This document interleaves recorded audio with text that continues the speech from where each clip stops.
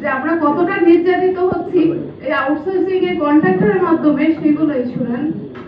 আমি, আমার বাবার 4টা মেয়ে, বড় কোনো ছেলে নেই। আমি মেজো। আমাকে বাবা জুট মিলে চাকরি করতো, খালিশপুর জুট মিল। সেখানে বন্ধ হয়ে যাওয়ার পর থেকে যতটুকুই লেখাপড়া করছি, চেষ্টা করছি চাকরিতে জয়েন করে আমরা বাবাটাকে দেখবো, কেননা বাবা আমাদের জন্য অনেক পরিশ্রম করছে। যেহেতু মেয়ে, সেহেতু বাবার পাশে থাকার জন্য বা শ্বশুর বাড়িও সাপোর্ট দেওয়ার জন্য আমি আউটসোর্সিং বলছে যে মাস্টার রুল সরকারি হয়ে যাবে, আউটসোর্সিং সরকারি হয়ে যাবে, রেলওয়েতে হয়ে গেছে সরকারি, সে অনুপাতে আপনাদেরটাও সরকারি করে দেবো। বাবার জায়গা বন্ধক রেখে আমি কন্ট্রাক্টরকে টাকা দিয়ে আমাদের এই আউটসোর্সিং প্রথায় ঢুকছি। এখন বাবার যখন মিল বন্ধ হয়ে গেছে, পুরো সংসারটা ডিপেন্ড করে আমার উপর। 4টা বোন, বাবা মা ভাই বোন সবকিছু আমার দেখতে হয়। বিয়ের পরে আমার 2022 সালে আমি বাবু কনসেপ্ট করে, তখন যখন আমি মাতৃকালীন, যেদিন আমার বেবিটা হবে আমি ওই দিনও ডিউটি করি আমাদের মেডিকেলে।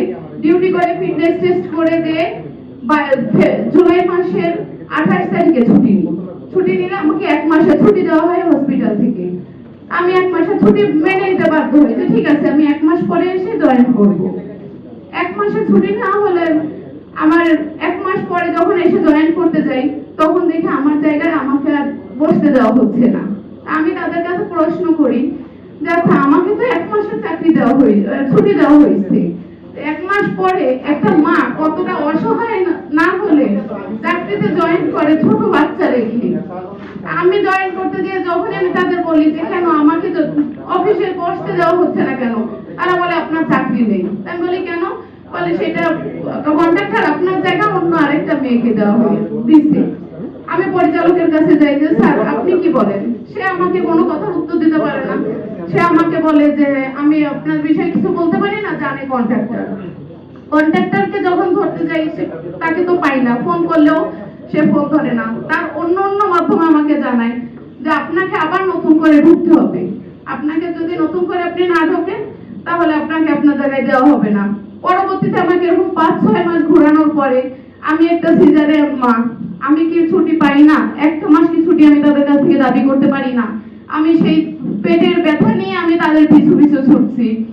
আমার বাবার জায়গা বন্ধক রেখে আমি টাকা দিছি। আমি তো নিম্ন শ্রেণীর মেয়ে, আমি তো নিম্ন শ্রেণী না হলে আউটসোর্সিং চাকরিতে যাই না। তারপরে 1 মাস পরে তারা আবার আমার কাছ থেকে টাকা নিয়ে আমাকে জয়েন্ট দেয়। বিগত 18 মাস আমার বেতন বন্ধ। আমাকে আর বাবু হওয়ার পর থেকে তারপরে যে জয়েন্ট দিছে ঠিকই, আমাকে পরিশ্রম আমি ঠিকই করে যাচ্ছি, কোলের বাচ্চা রেখে, দুধ খাওয়া বাচ্চা রেখে এসে আমি চাকরি করে যাচ্ছি, কিন্তু আমাকে বেতনটা দেয় না। যখনই আমি তাকে বেতনের কথা বলি সে ফোন তো ধরেই না, আর বরঞ্চ যখন আবার বারবার ফোন দিই তখন সে বলে যে আমার ফ্যামিলিকে ফোন দাও বা আমাকে ফোন দাও, আমি তোমার নামে মানহানি মামলা দিব। আমি কষ্টে যখন আমাদের মেডিকেলের সামনে সংবাদ সম্মেলন করি তখন তাদের কাছে একটা কথাই বলতে বাধ্য হয়েছি, আউটসোর্সিং চাকরি করতে গেলে মাতৃকালীন মাতৃত্ব বিসর্জন দিতে হবে, মাতৃত্ব কুরবানি দিতে হবে, না হলে কোনো মা আউটসোর্সিং এর চাকরি করা সম্ভব হবে না। আমার প্রশ্ন একটাই যে আমরা মেয়ে মানুষ, আমাদের কি মা হওয়ার স্বপ্ন জাগতে পারে না? আমরা কি আমার বাবা মা ভাই বোন আত্মীয় স্বজনকে দেখতে পারি না?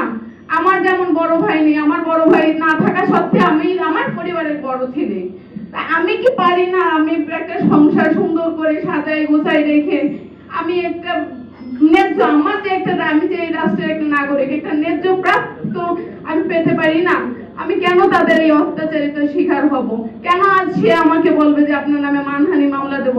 আমি তো আমার প্রাপ্যটুকু চাইছি, আমি তো তাদের কাছে এক্সট্রা কিছু চাইনি। আমি আপনাদের সবার দৃষ্টি আকর্ষণ করতেছি, আমার আউটসোর্সিং ভাই বোন, বিশেষ করে আমার বোনেরা যারা, তারা আমাকে দেখে বলে যে আপু সংসার করবো কি আর বাচ্চা নেবো কি?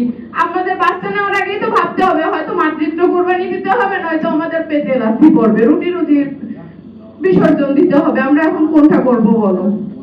তেমন আমি আর কি বলবো, আমি বুঝে পাই না। আমি এখন প্রতিটা দাঁড়ে ঘুরে বেড়াচ্ছি যে আমি আমার প্রাপ্যটুকু পাবো। আমার বয়স্ক বাবা মা যদি বাড়িতে টাকা না পাঠাই তাদের বাজার হয় না, তারা তো আর বোঝে না যে তার মেয়েটা কোন যন্ত্রণায় আছে।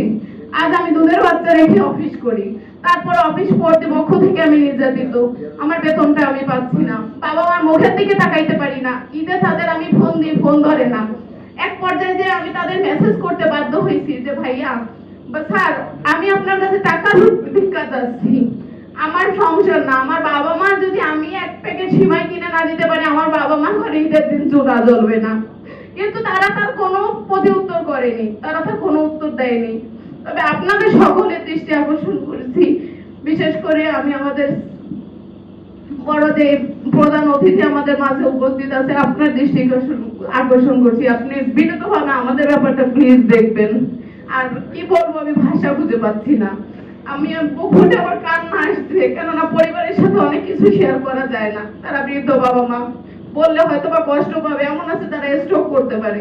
কিন্তু আমিও মধ্যস্থলে, আমিও তো আর সহ্য করতে পারছি না। আপনারা আমাদের বিষয়টা বিবেচনা করবেন প্লিজ, এই বলে আমি রাখতেছি।